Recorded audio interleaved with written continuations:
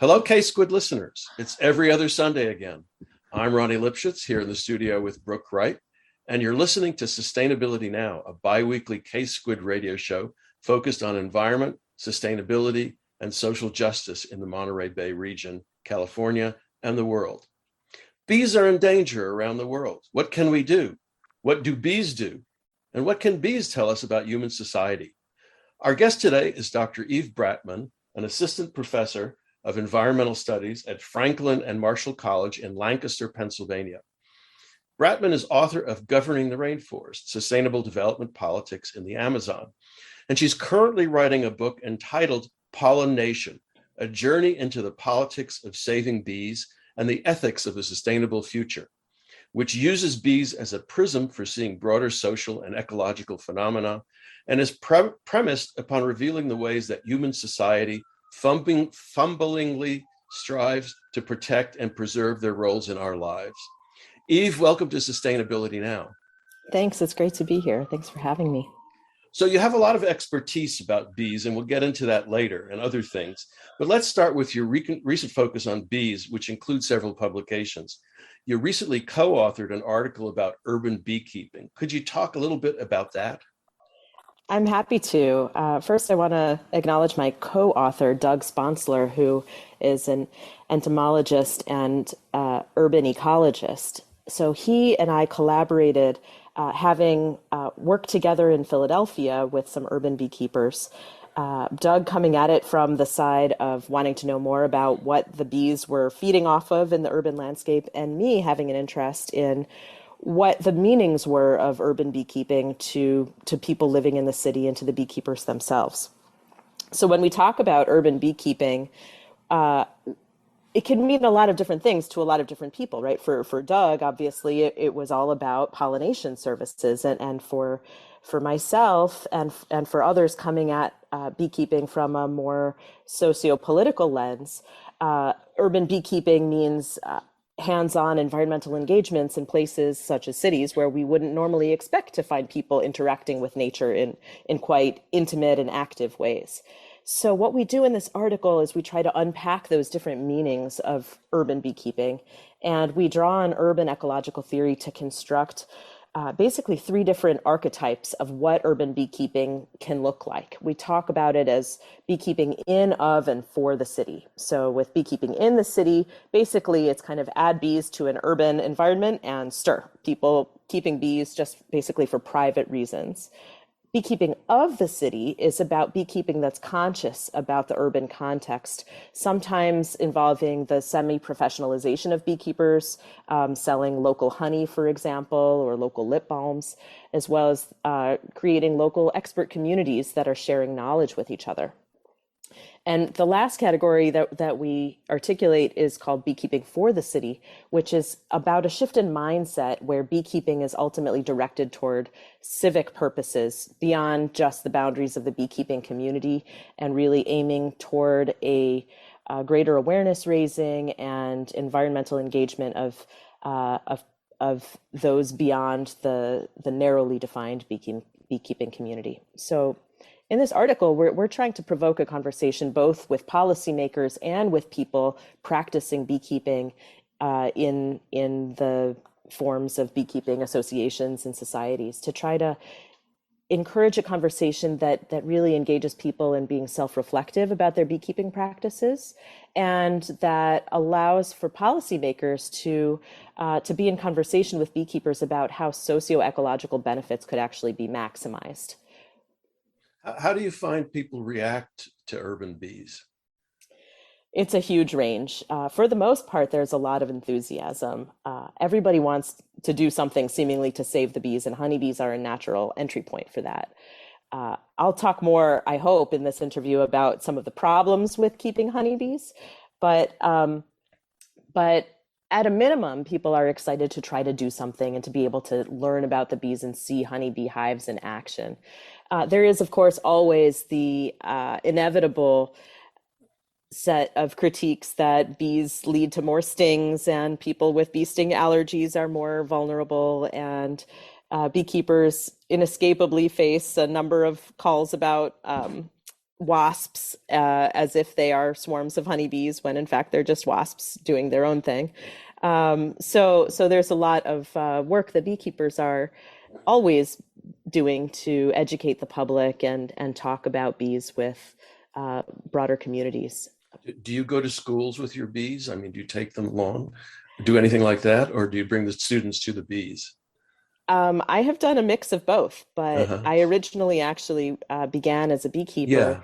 with beehives on the roof of the school where I was teaching. So the bees both came to the students, and the students came to the bees. Backyard beekeeping in cities, has exploded in popularity. I know that when I first heard about this, I was really sort of puzzled. But Mm. is that enough to really make a dent in the problems that bees face? The short answer, Ronnie, is no. But there's a lot of complex reasons as to why. So the first thing to clarify is that honeybees are actually not endangered, but the situation for all the rest of the 4,000 plus native bees in North America and the over 20,000 wild bees around the world is considerably more at risk.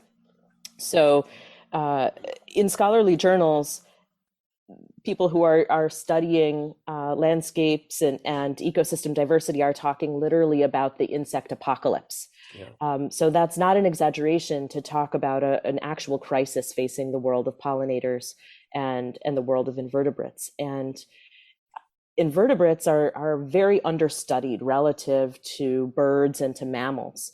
So we've only actually cataloged about 0.8% of the diversity of invertebrates that are out there. And the studies that we do have about the changes in the rates of their losses all lead to the equivalent of a sort of all hands on deck fire, Mhm. or a 5 alarm fire. There's an alert that it's due to a range of factors: habitat loss, pesticides, nutritional deficiencies, climate change altering the phenology of when plants are blossoming, which then has add-on effects for pollinators, Mhm. such that the situation is quite dire for most of the native bees in the world. And so beekeepers, honey beekeepers, are doing a lot to help ensure that our food system stays intact, because honeybees are generalist pollinators. They can be trucked around the country to do a lot of the pollination work. But what the loss of all of these additional native pollinators means is potentially ecosystemic cascade effects where the health of ecosystems suffers, and also where farmers experience a loss in productivity, because Mhm. wild pollinators play a fundamental role in complementing the work of honeybees in a lot of different crops. So this can mean financial losses as well as losses in terms of our food supply.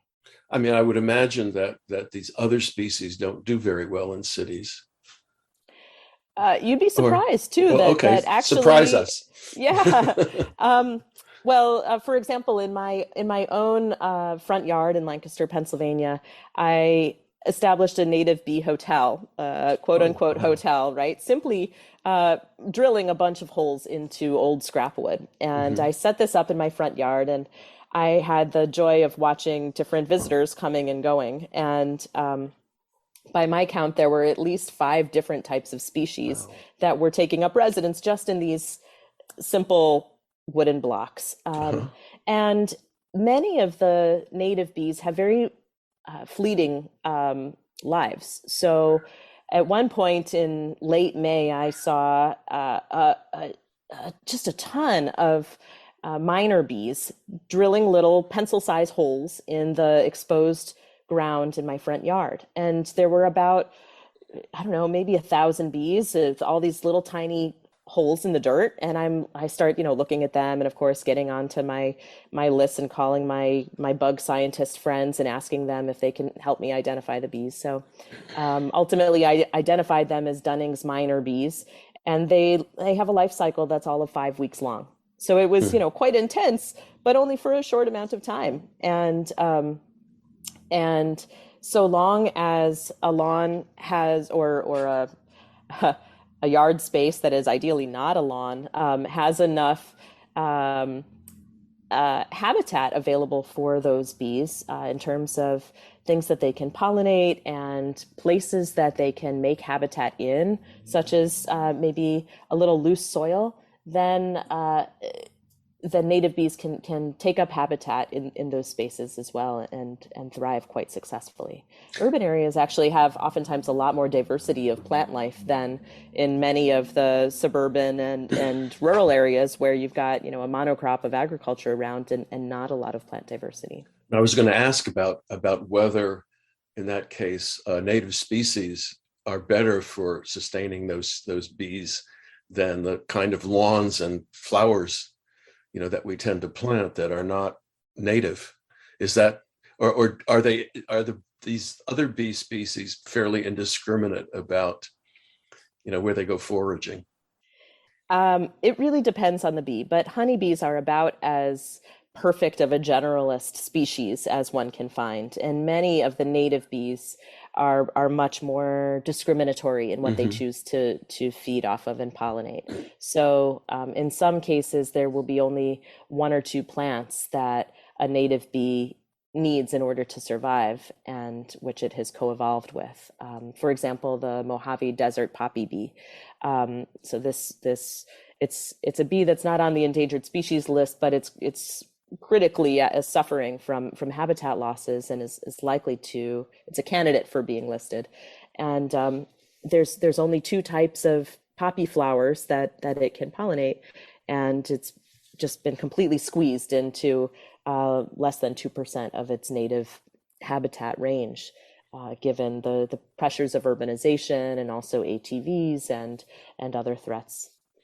Yeah, I wanted to ask you, so you're describing, yeah, definitely habitat loss would be playing a big role in these mass extinctions of these native bees.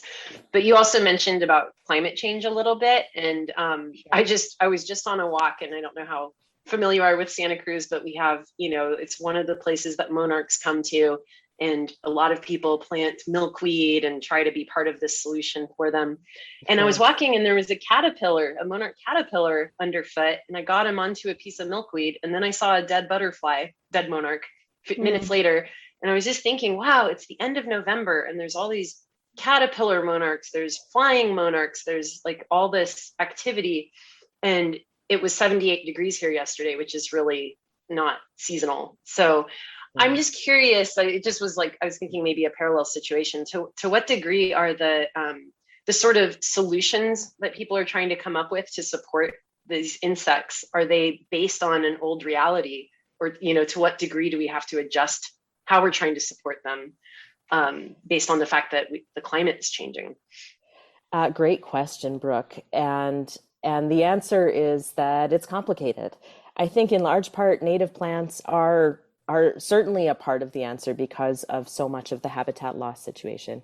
And there's still an outstanding question about to what extent all species, plant and invertebrate alike, will be suffering in the face of an ever hotter climate around the world. In some places, obviously drier, and in other places wetter than what those plants have been adapted to. And I think it's also an important thing to note that so we may have to also look toward other plant species as potential complements to offer a greater variety of nutrition when possible to the species that might be able to be saved. So, in the big picture, this evolutionary gamble that we're taking with climate change is basically that, for the most part, we're going to be losing the roulette game time and again. And to the extent that we can plant a bit more to help at least some species have greater resilience in the face of those changing blossoming periods, and to provide more habitat, then the better off we'll be. Let's take a break right here. You're listening to KSQD 90.7 FM and ksquid.org, streaming on the internet. Hello, everyone. You're listening to Sustainability Now on KSQD FM. I'm Ronnie Lipschitz in the studio with Brooke Wright, and our guest today is Dr. Eve Bratman, an assistant professor of environmental studies at Franklin and Marshall College in Lancaster, Pennsylvania. And she's writing a book about bees. And so we're talking today about bees. There's a writer named Emma Maris who has written a book called Rambunctious Garden. It's called Planting in a Post-Wild World is the subtitle. And I love some of her ideas about allowing nature to come back into our spaces.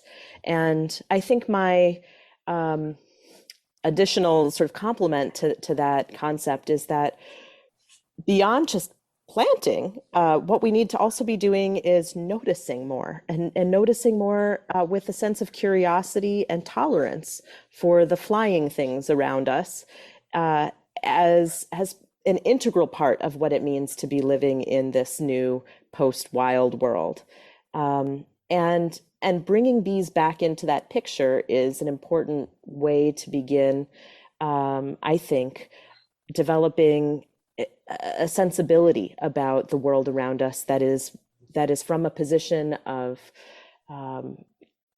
perhaps friendship and curiosity and a will toward peacemaking rather than the will toward waging war on nature, which of course back in 1963 Rachel Carson talked about in terms of writing about pesticides and the problems of DDT. And, that idea of how humans have been waging a war on nature and trying to tame it and trying to organize it is all about the modern project and is somewhat antithetical to the idea of allowing for some wild spaces and allowing for the logics of the natural world to take their course in perhaps unplanned and untamable ways.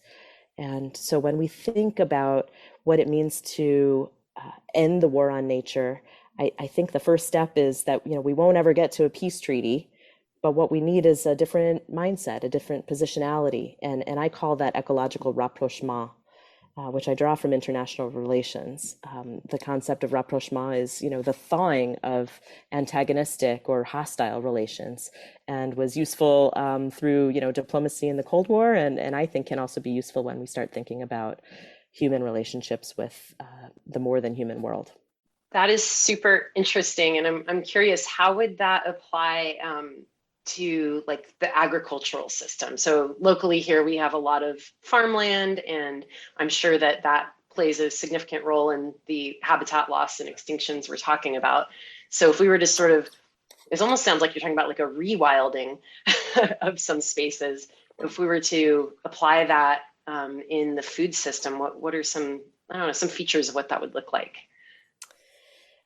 Well, it's interesting that the food system, comes up so much as the height of, our modern ability to have industrialized agriculture and to, control every dimension of it. And yet, even in big corporations like General Mills, there's a push for regenerative agriculture, which is very intentionally trying to cultivate healthy soils and thinking more deeply about integration of a diversity of species into the growing matrix. And so I think this is starting to happen already through trends like regenerative agriculture. Other farming techniques are simply allowing more hedgerows to grow such that some of the border habitat around a given farm has more diversity. So even if you're not, a card carrying, organic, permaculture, biodynamic, regenerative farmer, I think there are ways that agriculture can begin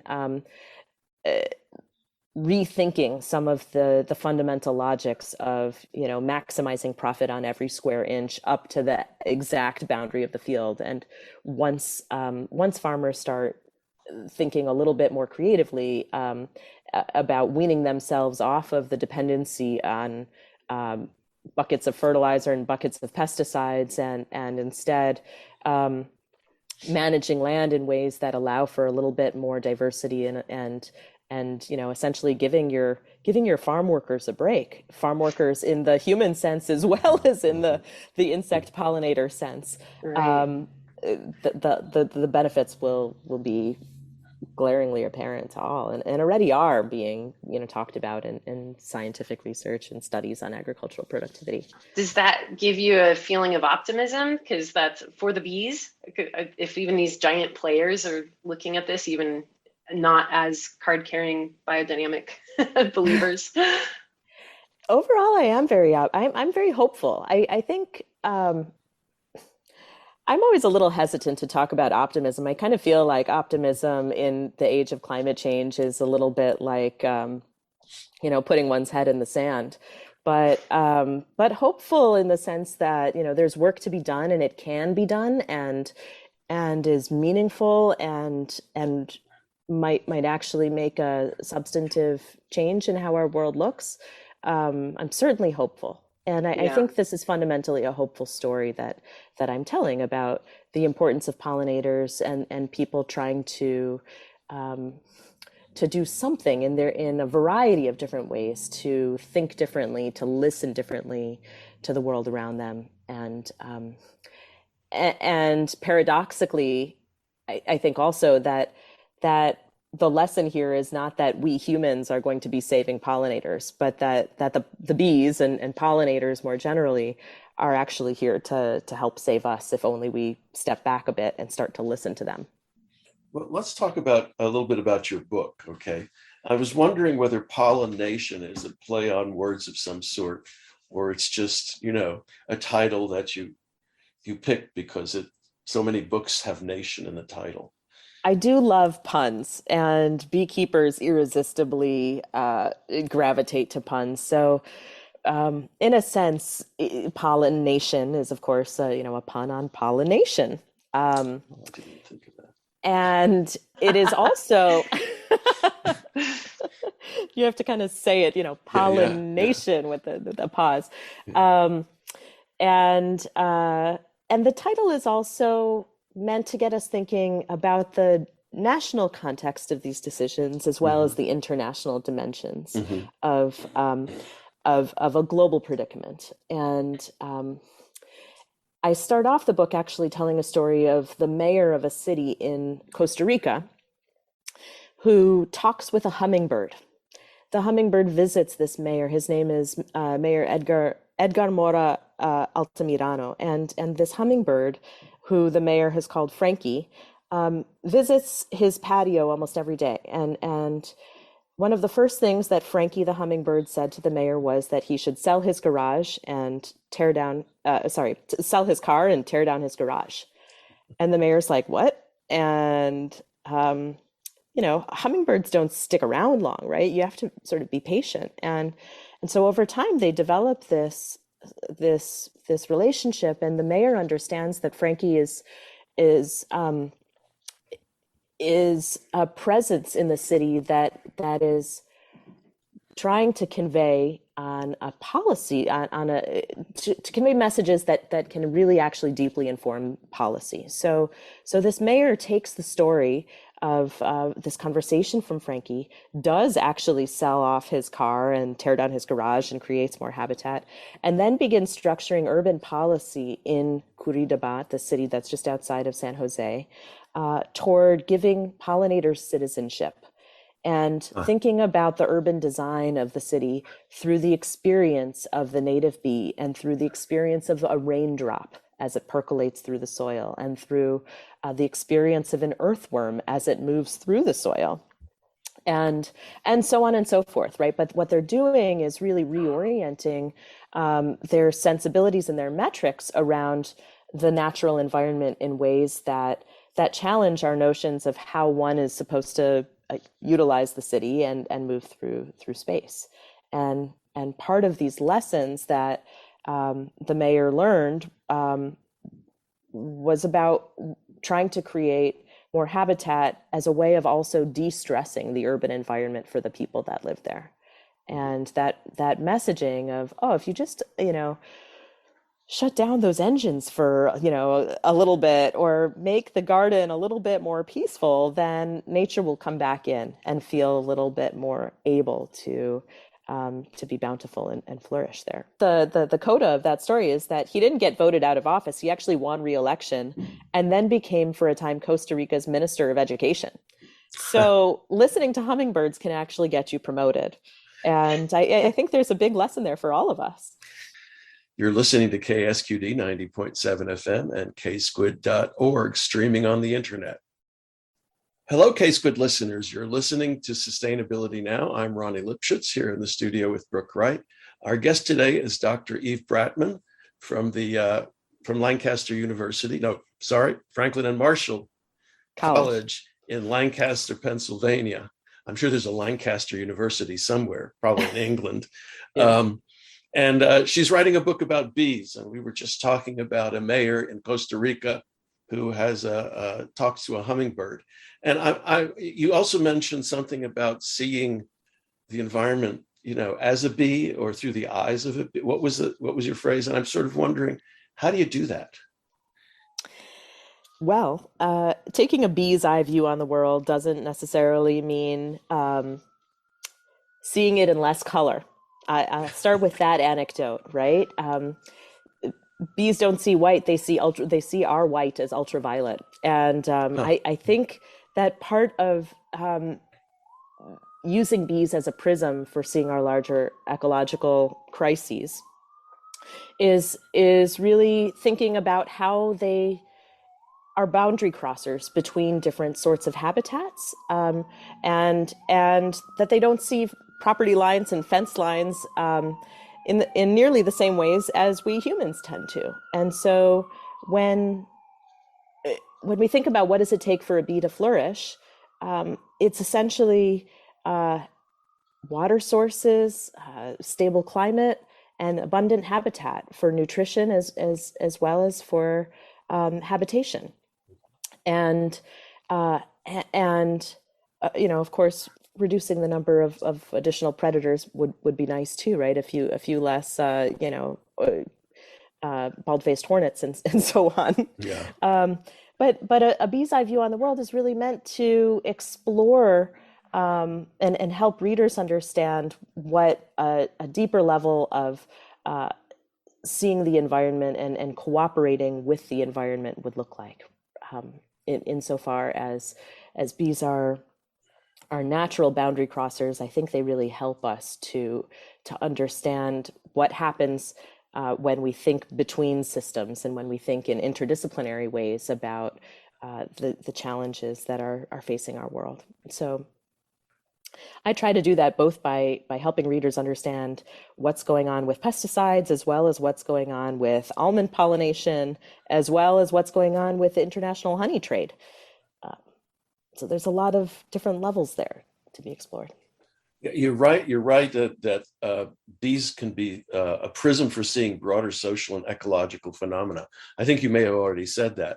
And so I'm wondering, how do you make that connection? You talked about rapprochement, but that, of course, is a human concept, I suppose, diplomatic concept, right?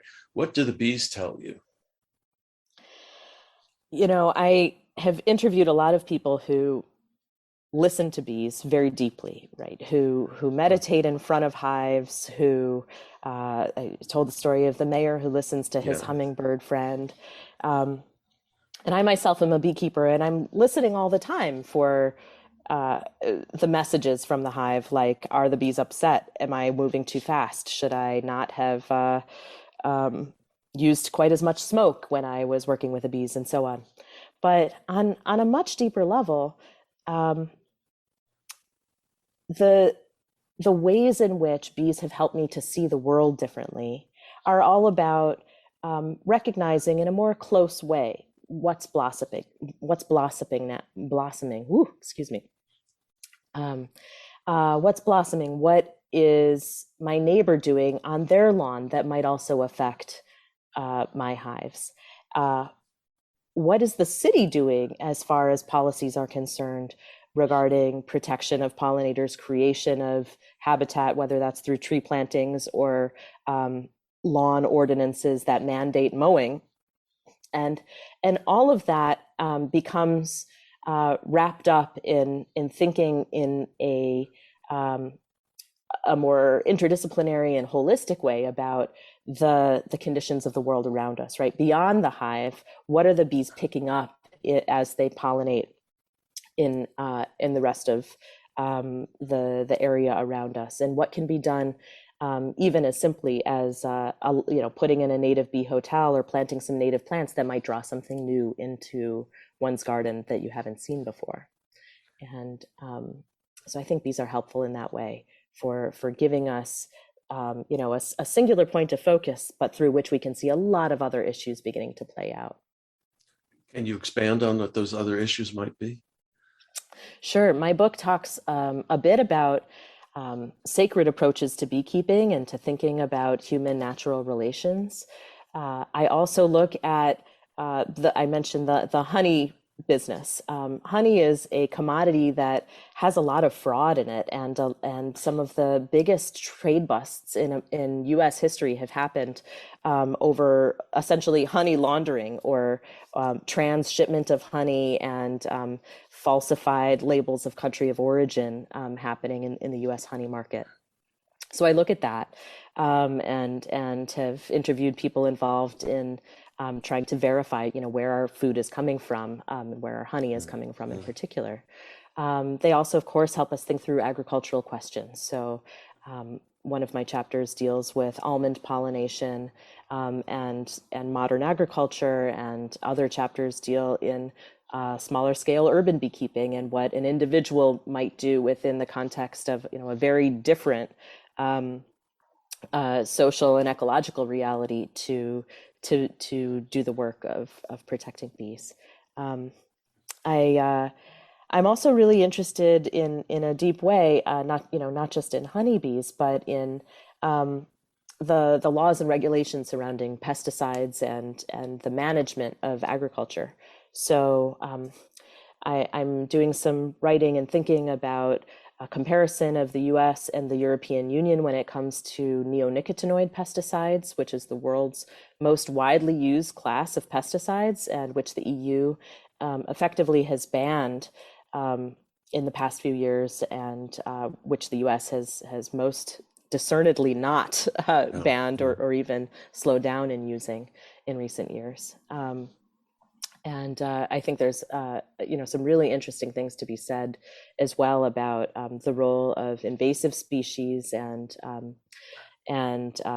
pests as they interface with our changing ecological realities. And so there's also a chapter that talks about invasives, and invasive plants, of course, are a component of that, but so are invasive pests that are affecting honeybee species. Yeah, I was sort of thinking that you were looking at the bee colonies and hives, right, as some kind of social model for human beings, right? And this is what I was trying to draw out, and it doesn't sound like that's quite right. Humans have anthropomorphized bees throughout recorded history, and read all kinds of behaviors, meanings, and lessons from their behaviors, right? And I was thinking of Bernard Mandeville's Fable of the Bees, which I haven't read, but which I see has, was put sort of forth as a model of human society. And so I was sort of trying to draw you out, whether you see anything there. I'm glad you asked, because it is so tempting to want to, draw lessons of bounteous cooperation leading to, harmonious coexistence when we look at, a honeybee hive. But I think it's really critically important to resist that temptation to read too much into them. I mean, after all, honeybee society is a monarchy, and the queen must inevitably die, and there there's a lot of gender imbalance in a honeybee hive. All the male bees are killed off, at the end of a season, and we wouldn't want to just kind of selectively pick and choose, the lessons that we take from from bees. And so I think there's a real limit to which it's useful to draw metaphor in a direct way from beehives into our own lives. And instead, I'd rather really focus or anchor the discussion in what in the question of what we can learn from bees by trying to relate to them, rather than trying to impose our own narratives of what we want, seeing what we want to see onto them. Well, I mean, of course, the Mandeville's fable, right, emerged at a particular point in English history. I think it was English history, where as capitalism was emerging. I mean, it's kind of curious, right? Because I was thinking of bees as a kind of class-ridden communist society. I forgot about the monarchy part, right? But again, or something that H.G. Wells might have written about. In the Time Machine, something like that. You talk about bees and international relations, right? You've written about that. So, maybe we can go back to the concept of rapprochement, and maybe you can expand a little bit on that, and whether there are other features of international relations that with which you make connections. Yeah, absolutely. One of the pieces of research that I've done, and which I talk about in my book manuscript, is about the resurgence of stingless beekeeping in the Yucatan Peninsula in Mexico. And among the Mayan communities in the Yucatan, stingless bees, this particular species called Melipona beechi, was long considered to be sacred. There's even a Melipona god depicted in Mayan architecture, coming down from the heavens and being a sort of translator of the spiritual world back to the grounded world of the present. And Melipona bees were at the brink of extinction back in 2005. Scientists were, studying their population and realizing that if the current rates of decline of the population continued, there would be none of these bees left at all. And the practice had became reinvigorated and experienced a resurgence thanks to conservationists really doing an effective job of marrying modern scientific practice with indigenous ways of knowing and relating to each other. So bee researchers essentially partnered with local, people who essentially functioned as agricultural extension agents, and who repopularized a practice that had long been considered, too old-fashioned and like, oh, that's something that my grandparents did. Why would I want to do that? And essentially they created all these really dynamic cooperatives of young people and students partnering with their grandparents' generation, doing classes in Mayan language, and exposing people to the exciting ways in which this particular bee had long been a part of their history and was important not just for the honey and not just because it's a really cool bee, but also really playing a vital role in the protection of their culture. And I think there's some really deep lessons there for international relations scholars as we think about translating, scientific and sort of expert community knowledge into people's everyday lives and making those knowledge systems adapted and contextualized and relevant for people's realities on the ground. Yeah, I mean, in a way, regenerative agriculture tries to do exactly that, right? And to bring back the closed cycle as much as possible. But potentially it's more costly and maybe less efficient. I don't know exactly, which generates resistance here. But the fact that it was extension agents that sort of revived this particular practice. Were these local extension agents? Were they? I mean, yeah, they were all locals. They were all essentially, young people who already had community ties and who were working, outside of the sand and sun resort context of, urban Cancun, but really going, back into the small towns and villages and pueblos, and in many cases, they're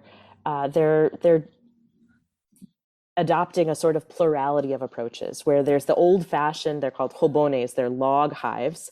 And those are side by side with square or rectangular Melipona beehives. And where people are, I saw cases of honeybee keepers who also had their little stingless bee Meliponario side by side with, or, sort of nearby, and where they're keeping the stingless bees in part for the incredible value of the stingless bee honey, but also creating little boxes for hives of solitary orchid bees, and also picking up wild hives of bees to host and protect when they go for walks in the nearby forest. And all of that was indicative to me of something that is taking place side by side sometimes with the capitalist systems of honey production that we see taking place there, and also having a totally different operating logic, one in which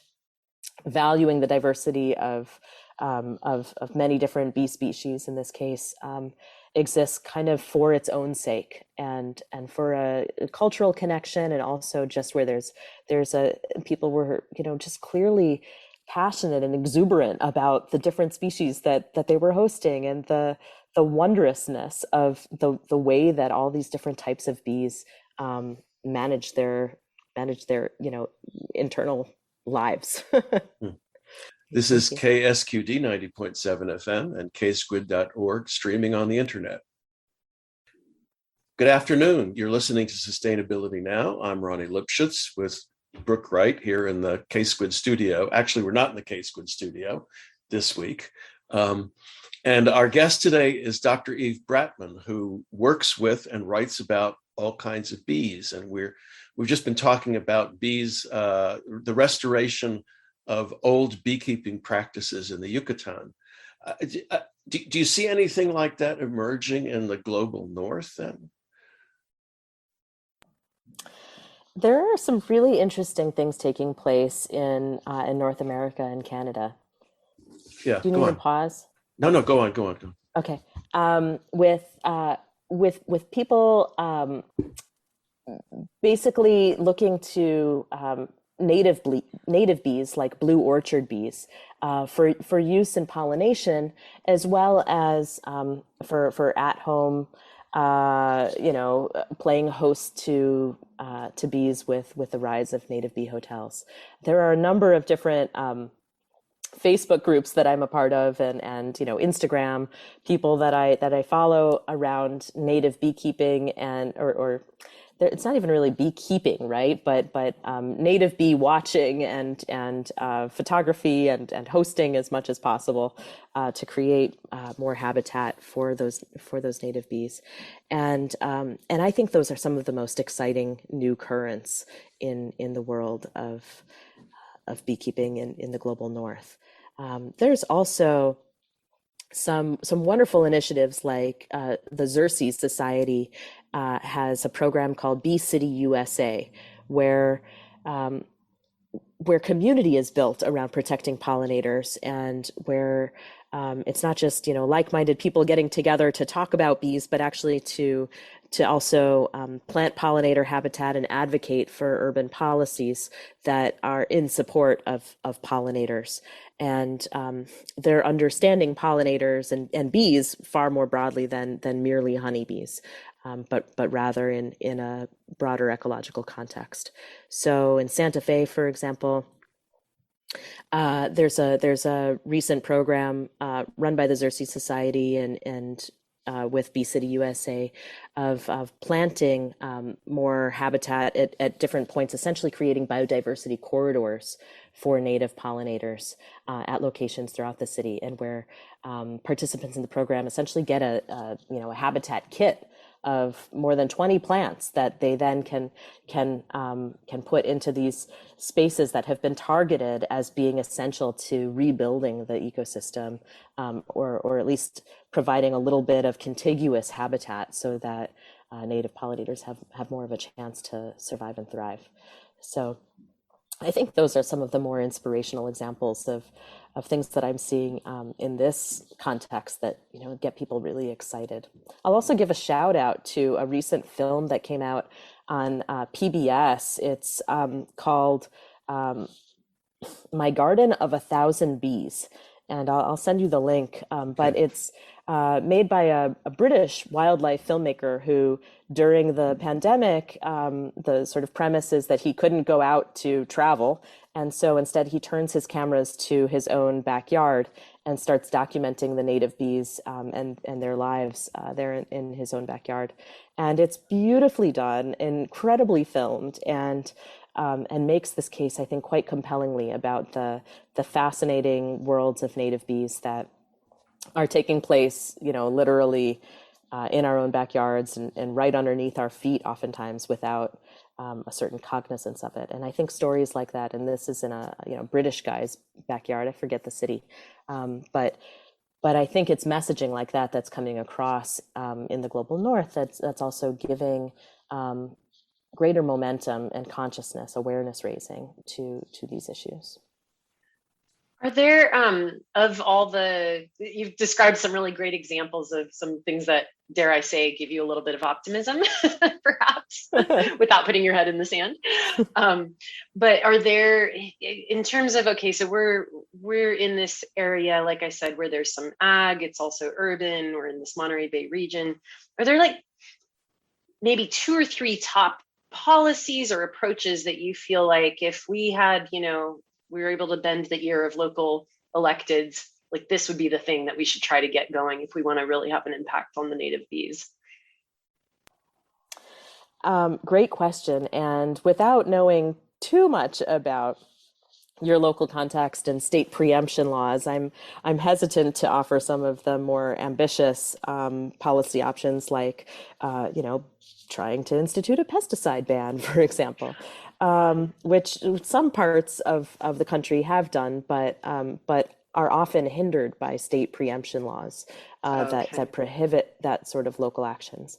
And do you mean like, or sorry, just on that, do you mean like specifically those types of pesticides you were talking about earlier, or is it neonicotinoid pesticides especially are the target of many of those policy asks, and the group Beyond Pesticides and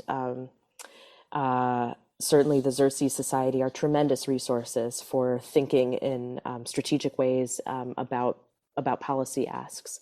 And another thing that I would generally recommend is to take a deep dive into the city's zoning ordinances and look to see if there is a recommendation on the books that essentially mandates that lawns be planted, or that they can be no taller than, say, 6 inches. Because it's sometimes ordinances like that tend to subtly incentivize people being really uncreative with how they use their lawns. And what we need is, of course, a sort of different aesthetic appreciation for how we can imagine the new ideal of the American front lawn and backyard, for that matter. And in addition, there's. Oh, sorry. Go ahead. Sorry. Let me just also say, I think there's a lot of important wiggle room when it comes to how we think about our roads. And a lot of headway is being made through federal policies about low mow and replanting along highway corridors. And much of that can also increasingly be done in spaces that are essentially under municipal management, plantings and boulevards and so on, that ultimately are just a cost burden on a city if they're having to mow it, and which instead could easily become more meadow-like in their habitat. Yeah, I was just thinking that our tendencies toward drought here and the love of the monarch have already helped change that aesthetic appreciation you're talking about. But those are really helpful examples. Thank you.